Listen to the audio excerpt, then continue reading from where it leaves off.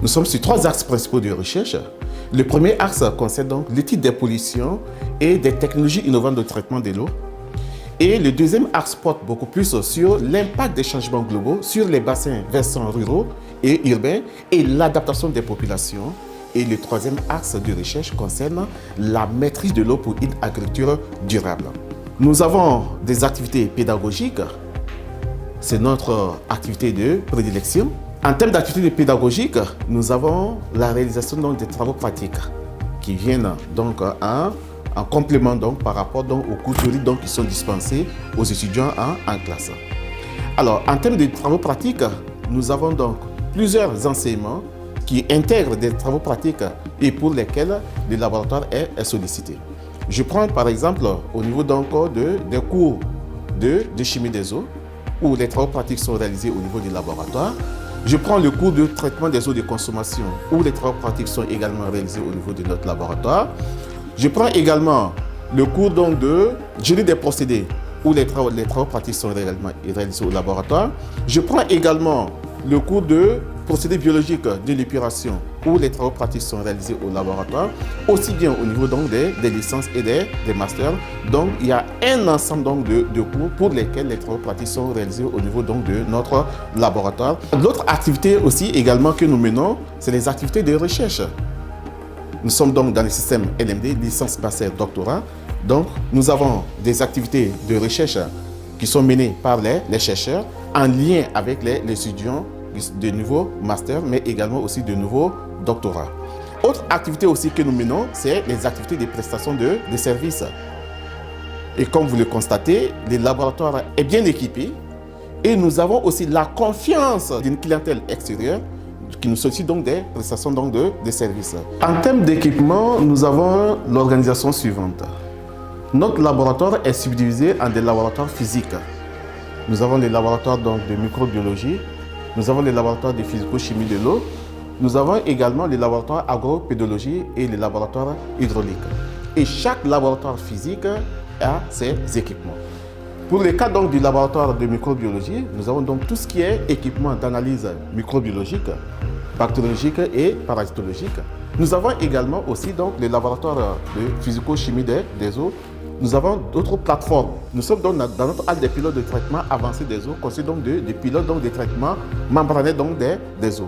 Nous avons les pilotes donc de microfiltration, ultrafiltration, les pilotes donc de traitement par bioréacteur à membrane, les pilotes donc de nanofiltration osmose inverse, mais également aussi les pilotes donc de microfiltration, ultrafiltration.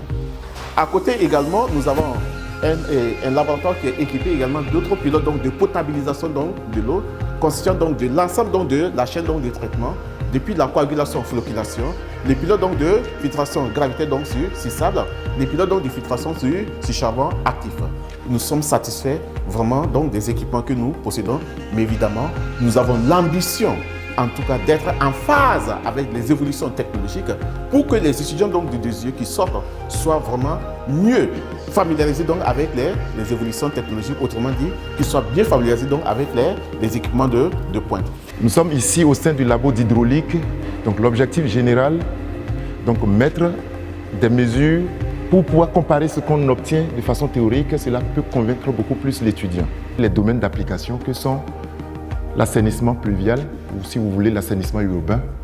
Ça va être l'irrigation sous pression ou par aspersion, l'irrigation gravitaire, parce qu'on fait l'hydraulique à surface libre, ce qu'on va appeler l'hydraulique routière, c'est-à-dire assainir les routes, c'est-à-dire toute eau qui tombe ne doit pas rentrer dans la plateforme routière, donc on va assainir la route.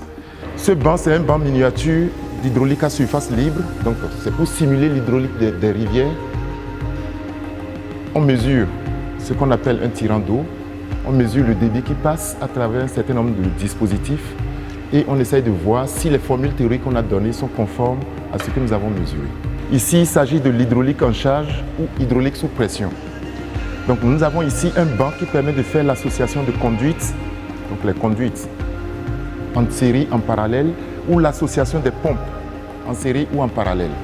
Parce que réellement, ce qui se passe, c'est que quand on veut distribuer de l'eau, on est obligé de procéder à un linéaire et on distribue, on est obligé de faire un partage, ce qu'on appelle association en parallèle. Alors, pour pouvoir mesurer le comportement de l'eau dans les conduites, c'est ici qu'on essaye de faire comprendre aux étudiants ce que nous faisons sur la partie théorique. Cet ensemble est mis en place pour assurer la potabilisation de l'eau. C'est constitué d'un ensemble qui permet de simuler tout ce qui est flocculation, coagulation. Donc on injecte un certain nombre de réactifs qui permettent de récupérer tout ce qui est solide ou dissous. Ça permet de les flocculer et de les extraire du système. Ensuite, le système va passer sur ce qu'on va appeler la filtration sur sable. Donc, comme vous pouvez le voir, il y a du sable et le résidu, en tout cas ce qui vient de la flocculation, coagulation, va passer par cette chaîne pour pouvoir filtrer l'eau. D'abord sur sable et enfin, il y a un élément final qui fait la filtration sur charbon actif. Bon, l'objectif, c'est de montrer aux étudiants comment est-ce que cette chaîne fonctionne et comparer ce que nous avons mesuré ici à ce qui est calculé théoriquement. Ici, c'est le réseau d'AEP. Comment est-ce qu'on construit un réseau d'AEP qu'on apprend aux étudiants? Les pièces hydrauliques qui sont là sont des pièces qui sont réellement utilisées dans un réseau d'AEP. Le but de cette partie du labo hydraulique, c'est d'amener l'étudiant à choisir lui-même les pièces qu'il faut pour pouvoir monter un réseau réel existant. Ce laboratoire dans lequel nous sommes ici donne des appuis en matière de recherche pour tout ce qui concerne l'environnement, la physique du sol, l'hydrologie, l'érosion des sols, et en gros le développement et la production végétale. Ce kit qui est formé d'un appareil photo haute résolution, d'un chariot et de projecteurs. Ce chariot sert à translater les feuilles que nous récoltons dans les champs pour étudier par exemple la surface, le périmètre de développement de feuilles, mais aussi les tâches. Nous appelons communément la marmite de Richard. Les échantillons de sol sont introduits dans une des marmites et on va créer une pression de 1 bar là-bas. Et l'autre marmite, on va créer une pression de 15 bars. Donc, la plus faible pression, quand elle est appliquée, elle va pousser l'eau qui se trouve dans l'échantillon de sol pour sortir là. C'est ça qui est l'humidité à la capacité au champ. Bon, maintenant, la pression 15 bars ici, qu'elle est forte, elle va chasser plus d'eau encore en laissant très peu d'eau piégée à l'intérieur du sol. Et ça va correspondre à l'humidité au point de flétrissement. Nous cherchons à déterminer avec cet appareil appelé poromètre AP4 l'évapotranspiration. On a une sonde qu'on utilise, un capteur, qu'on place la feuille tout simplement à l'intérieur. Et ça mesure, en fait, ce que ça mesure, c'est l'ouverture stomatale et la résistance au passage des gaz à l'intérieur. Ici, nous sommes sur la plateforme d'irrigation. Et là, ce périmètre, il est essentiellement composé d'un forage ici. Et le forage est équipé d'une pompe solaire photovoltaïque. Ces panneaux solaires vont activer la pompe qui envoie l'eau dans ce château que l'on voit ici, dont la base est placée à 10 mètres au-dessus du sol. Ce système donc d'approvisionnement en eau qui va descendre et qui va envoyer l'eau sur un périmètre expérimental ici qui fait 0,5 hectares qu'on a éclaté en 2 zones. La première zone fait de l'irrigation localisée, le type d'irrigation appelé goutte à goutte, et où on fait de l'arboriculture. C'est la deuxième zone qui est arrosée par micro-aspersion. Pour la production maraîchère, nous, à l'école, nous apprenons aux étudiants à dimensionner, bien entendu, tous les types d'équipements, mais nous encourageons fortement l'utilisation, par exemple, de la micro-aspersion. Ce laboratoire, pour pouvoir atteindre ses objectifs, a décliné ses travaux sur 2 axes. Donc, nous avons 2 axes de recherche, à savoir donc, matériaux et structures, Et ensuite, nous avons un axe qui parle de confort thermique et gestion des infrastructures.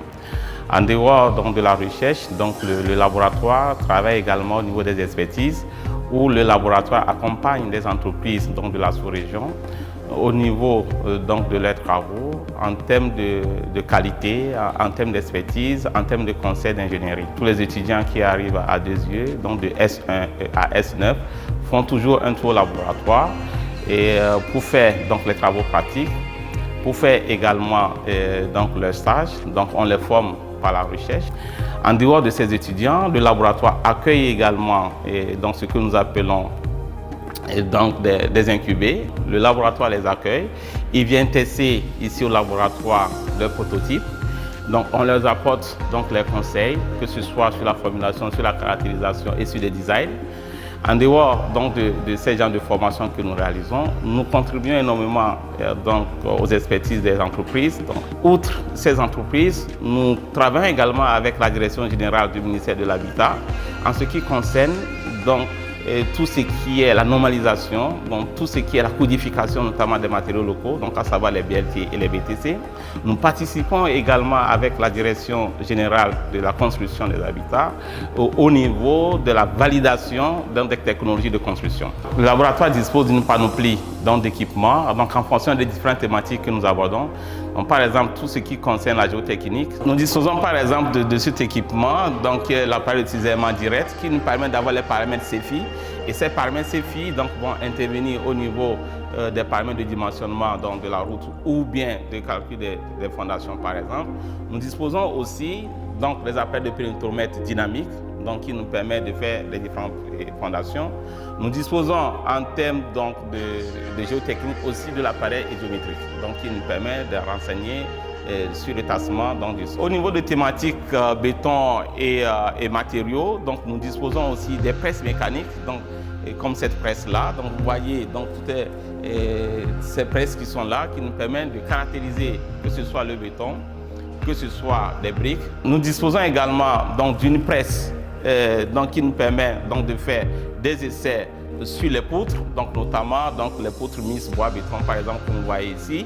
Donc, avec l'ensemble des équipements que nous disposons, donc, ça nous permet donc, de former les étudiants au niveau du standard international et également de travailler sur la recherche.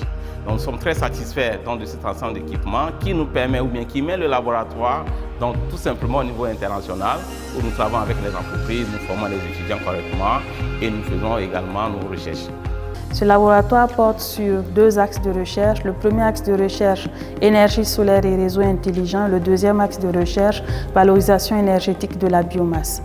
Sur le premier axe de recherche qui porte sur l'énergie solaire et les réseaux intelligents, nous travaillons sur tout ce qui est solaire photovoltaïque et puis solaire à concentration, solaire thermique, pour pouvoir répondre aux besoins en énergie renouvelable des populations, des petites et moyennes entreprises, mais aussi dans le domaine du tertiaire, sur tout ce qui est énergie renouvelable. Pour ce qui concerne la valorisation énergétique de la biomasse, nous travaillons sur comment valoriser la biomasse disponible localement, que ce soit des déchets agricoles, des déchets de transformation agroalimentaire, pour en faire des produits, que ce soit des biocarburants, des biocombustibles qui puissent être utilisés à la fois dans des ménages ou aussi dans des petites, moyennes et puis pourquoi pas grandes entreprises.